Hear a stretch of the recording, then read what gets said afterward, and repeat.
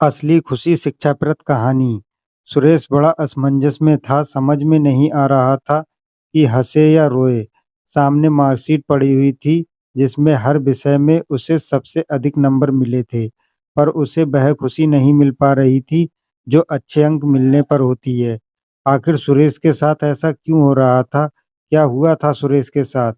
दरअसल सुरेश और प्रदीप दोनों एक ही कक्षा में पढ़ते थे, पर दोनों के स्वभाव में बहुत अंतर था। जहाँ प्रदीप शांत स्वभाव का था, वहीं सुरेश को हर समय कोई न कोई शरारत सूझते रहती थी। पढ़ाई में उसका मन ही नहीं लगता था, वहीं प्रदीप पढ़ाई में अव्वल था। शिक्षक के हर सवालों का जवाब वह फट से दे देता था। सुरेश को इसी चीज़ की तकलीफ थी। खुद पढ़ाई में ध्यान न लगाकर प्रदीप के हर क्रियाकलापों की कॉपी करना ही उसका काम था। कैसे उसे पीछे धकेलें और नीचा दिखाएँ, बस इसी चक्कर में वह हमेशा लगा रहता था। इन सब के बीच में इसका सबसे बुरा असर उसकी खुद की पढ़ाई पर पड़ रहा था। इसी तरह एक बार लंच टाइम में जब प्रदीप थोड़ी देर के लिए कक्षा से बाहर गया, तो सुरेश ने उसके स्कूल बैग से विज्ञान की कॉपी चुरा ली, ताकि शिक्षक जब उससे कुछ पूछें, तो वह जवाब देने की स्थिति में ना हो। हुआ भी वही, शिक्षक की खूब डाँट पड़ी प्रदीप को। सुरेश तो मंद-मंद मुस्कुरा रहा था। हर समय सुरेश मौके की ताक में रहता कि कैसे प्रदीप को परेशान करें। एक तरह से वह प्रदीप की वजह से हीन भावना का शिकार भी तो होते जा रहा था। उसे लगता था कि वह कभी पढ़ाई नहीं कर पाएगा। कभी प्रदीप का पेन गायब कर देता, तो कभी लंच बॉक्स में खाना ही नहीं रहता। प्रदीप को परेशान देखकर उसे बड़ी खुशी होती थी। धीरे-धीरे उसकी शरारत और हीन भावना दोनों ही बढ़ने लगे। क्लास के दूसरे बदमाश लड़कों से भी उसकी दोस्ती हो गई थी, जो उसे हर समय उकसाते रहते थे। सुरेश की एक दोस्त थी प्रिया, जिसकी हर बात वह मानता था। सुरेश की हरकतों को देखकर प्रिया को बड़ी तकलीफ हो रही थी। उसने उसे बहुत समझाने की कोशिश की, पर वह हीन भावना का ऐसा शिकार हुआ कि निकल ही नहीं पा रहा था। देखते-देखते परीक्षाएँ नज़दीक आ गईं। सुरेश की पूरी कोशिश थी कि इस बार प्रदीप को पहले रैंक पर नहीं आने देगा। अचानक कुछ उड़ती हुई खबर मिली। उसे उसके कुछ उद्दंड दोस्तों ने एग्ज़ाम के पेपर चुरा लिए और सुरेश को दे दिया। सुरेश की खुशी का कोई ठिकाना नहीं था। अब तो इस बार वह अव्वल आकर ही रहेगा। परीक्षाएँ खत्म हो गईं और कुछ समय के बाद रिज़ल्ट भी आ गया। अपनी कक्षा में वह सबसे अव्वल था। उसने प्रदीप की तरफ विजय मुस्कान से देखा।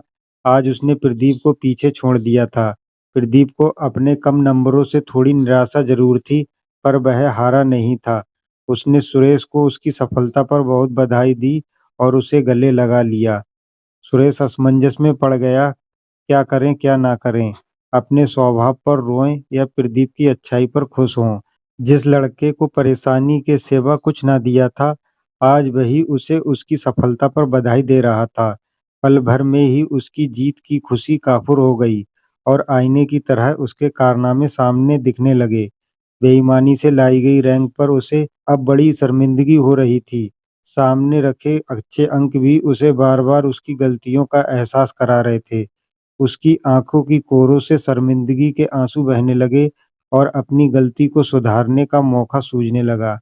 उसने मन में ठान लिया कि वह प्रदीप से अपनी पिछली गलतियों के लिए माफ़ी माँगेगा और शिक्षक के सामने अपनी चोरी भी कबूल करेगा, चाहे उसे स्कूल से निकालना ही क्यों ना पड़े। तभी सर ने आवाज़ दी, "सुरेश यहाँ आओ, तुम्हारी क्लास में फर्स्ट रैंक आई है। मैं तुमसे बहुत खुश हूँ। बताओ तुमने यह सफलता कैसे हासिल की?" सुरेश बड़ा असमंजस में था, समझ ही नहीं आ रहा था कि हँसे या रोए। सामने टेबल पर मार्कशीट पड़ी हुई थी, जिसमें हर विषय में उसे सबसे अधिक नंबर मिले थे, पर उसे वह खुशी नहीं मिल पा रही थी, जो अच्छे अंक मिलने पर होती है। सुरेश दबे कदमों से ब्लैक बोर्ड के सामने पहुँचा, "सर, फर्स्ट रैंक मेरी नहीं, प्रदीप की आई है। मैं आप सभी से माफ़ी माँगता हूँ। मैंने चीटिंग की है। प्रदीप को नीचा दिखाने के लिए मैंने पेपर आउट करा दिया था। वो सज़ा मुझे दे सकते हैं। Pradeep, I am really sorry. मैंने हमेशा तुम्हें परेशान करता रहा, पर आज तुमने ही मुझे गले लगाकर बधाई दी।" क्लास के सबसे शरारती बच्चे को इस तरह टूटता देख सभी भावुक हो गए। प्रिया और प्रदीप फौरन उसके पास पहुँचे और उसका हाथ थाम लिया। स्कूल मैनेजमेंट ने भी सुरेश का पश्चाताप बेकार नहीं जाने दिया और पुनः परीक्षा ले उसे पास कर दिया। अब सुरेश समझ चुका था कि बेईमानी से पाई गई सफलता कभी खुशी नहीं दे सकती। असली खुशी ईमानदारी और सच्चाई के रास्ते पर चलकर ही पाई जा सकती है। दोस्तों, यह कहानी आपको कैसी लगी कमेंट में अपनी राय दें। वीडियो अच्छी लगी हो तो वीडियो को लाइक और चैनल को सब्सक्राइब करना ना भूलें।